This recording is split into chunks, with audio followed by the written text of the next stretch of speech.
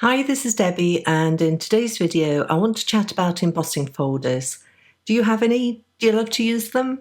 I am really enjoying the new highly detailed, super deep etch designs of embossing folders that joined the market not too long ago.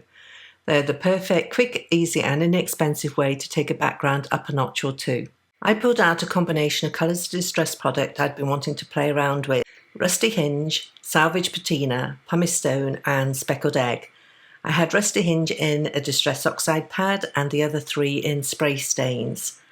I started out on a piece of Fabriano Artistico Extra White Cold Press watercolour card and spritzed the card with water before adding a couple of squirts of Speckled Egg spray stain.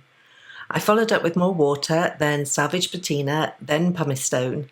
I kept adding water and dipping into the wet puddle of colour on my craft mat, while all the time keeping a heat gun going to dry the card off as I went. This combination of wet and dry gives a lovely depth to the background. With the first layer dry, I went back in with a little more Speckled Egg and kept the card dry this time to give more hard lines to the edges of the patches of colour in this second layer. And then I squidged Rusty Hinge from the Distress Oxide pad onto the mat and spritzed with plenty of water before dipping the card into the puddle, drying and dipping again. The Rusty Hinge really adds a pop of colour, possibly a little too much for my liking, and so I knocked it back with a spritz of Speckled Egg and then Pumice Stone. For inspiration for this colour combination, it was the blues and oranges you get on a rusty piece of metal. I must admit at this point I wasn't happy.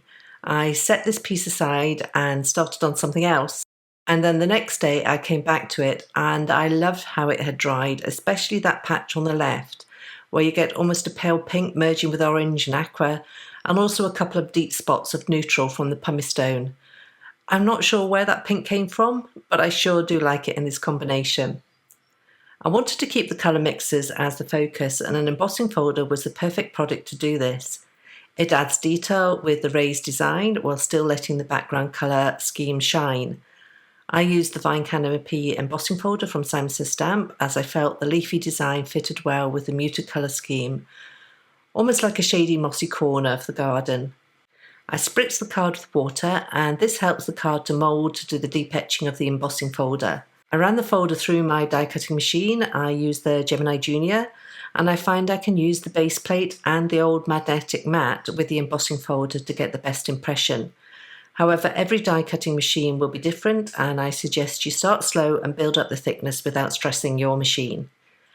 To emphasise the embossed design, I rubbed a white pigment ink pad over the raised areas. However, I wasn't accurate enough and started to get ink everywhere, and so I pulled out my new mini brushes, which are perfect for this type of detail work, and I lightly brushed the white pigment ink over the areas I wanted to highlight. Now to the splatter, and I spritzed Pumice Stone spray stain on my craft mat and picked up the colour with a brush and splattered lightly over the background. I didn't want these darker areas to be too defined, and so I splattered plain clear water on top, and as the water droplets meet the Pumice Stone splatter, they merge and soften the colour. I followed up with my usual whitewash splatter on top. Here you can see the deep etching of the embossing folder. Embossing folders really are amazing. They are so quick and easy to use, and the price point is great also.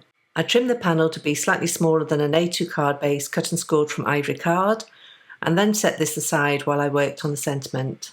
I love the script font of the "Thank you so very much" greeting from the Friendly Flowers set, and stamped it in clear embossing ink on vellum and sprinkled with white embossing powder before heat setting.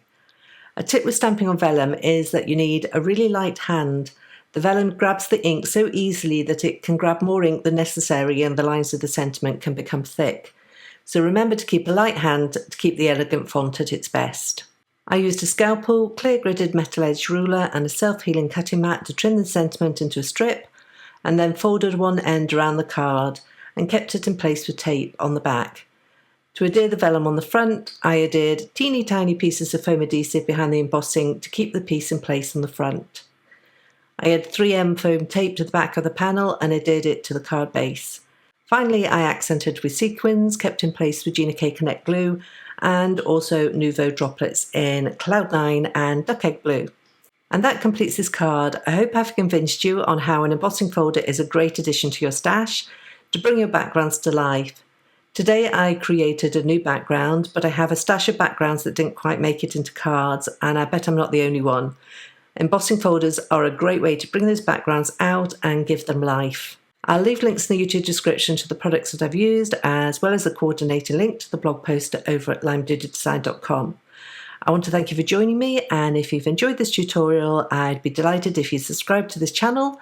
And before I go, here's a couple more videos to check out. Thanks, and I'll see you next time.